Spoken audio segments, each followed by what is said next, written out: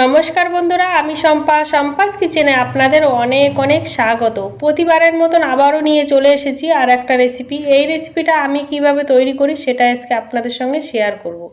চলুন তাহলে দেখে নিই আমি এই রেসিপি কিভাবে তৈরি করছি। তার জন্য এখানে নিয়ে নিয়েছি আমি শাপলা। এটা বিলের শাপলা আছে, একদম তাজা, আমার দাদা তুলে নিয়ে এসেছে। এবার আমি ফুলকোটা বেছে নেব। ফুলের আমি যে সবুজ অংশটা আছে সেটা আমি বাদ দিয়ে দেবো। বাদ দিয়ে এই পাপড়িগুলো আমি বেছে নেব। আর ভিতরের অংশটা যে আছে শক্ত মতন, ফুলের মতন, ওটা আমি ফেলে দেবো। এইভাবে করে আমি সব পাপড়ি বেছে নেব। দেখুন, আমি সব পাপড়ি বেছে ধুয়ে পরিষ্কার করে নিয়ে নিয়েছি। এবার আমি নিয়ে নিয়েছি একটা পাত্র, আর নিয়ে নেব বড় চামচের 1 চামচ ময়দা। ওই চামচেরই আর 1 চামচ নিয়ে নেব চালের গুঁড়ো। এখানে আপনারা চাইলে বেসনও ব্যবহার করতে পারেন।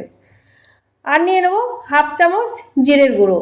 আর নিয়ে নেব হাফ চামচ কাশ্মীরি লাল লঙ্কার গুঁড়ো।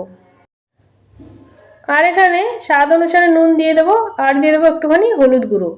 আর দিয়ে দেবো একটু কালো জিরে।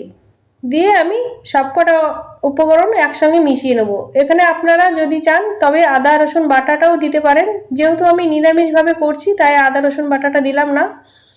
এবার ভালো করে মিশিয়ে নিয়ে একটু একটু জল দিয়ে একটা ব্যাটার তৈরি করে নেব। একবারে বেশি জল দিতে যাবেন না, নাহলে পাতলা হয়ে যেতে পারে। দেখুন, ঠিক এরকম ঘনত্বটা একটা ব্যাটার তৈরি করে নিয়েছি। এবার কিছুটা ফুলের পাপড়ি দিয়ে আমি ভালোভাবে ব্যাটারের সঙ্গে কোট করে নেব, এইভাবে করি। এবার আমি আগের থেকেই কড়াইটা বসিয়ে দিয়ে বেশ কিছুটা তেল গরম হতে বসিয়ে দিয়েছিলাম। এবার আমি ওইখান থেকে বড়ার আকারে করে আমি দিয়ে দেব। আমি এখানে 6টা বড়া দিয়ে দেবো। বড়াগুলো দেওয়া হয়ে গেলে এক পাশ হয়ে গেলে উল্টে নেব। এখানে গ্যাসের ফ্লেমটা মিডিয়াম টু লো আছে রেখে বড়াগুলোকে ভেজে নিতে হবে। অপর পাশ হয়ে গেলে আমি উল্টে দেব। উল্টে পাল্টে আমি ভেজে নেব। আমার এখানে বড়াগুলো ভাজা হয়ে গিয়েছে, এবার আমি তুলে নেব। আর বাকিগুলো আমি অন্য কোনো সময় তৈরি করে নেব। আমার তৈরি হয়ে গেছে শাপলা ফুলের বড়া রেসিপি। একটা ভেঙে দেখিয়ে দিচ্ছি, দেখুন কতটা সুন্দর হয়েছে। দেখতে কিন্তু যতটা সুন্দর হয়েছে, খেতে কিন্তু তার থেকে বেশি সুন্দর হয়েছিল।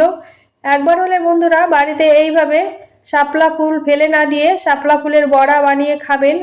আশা করি গরম গরম ভাতের সঙ্গে খেতে অসাধারণ লাগবে, কিংবা সন্ধ্যায় চায়ের সঙ্গে খেতে পারেন।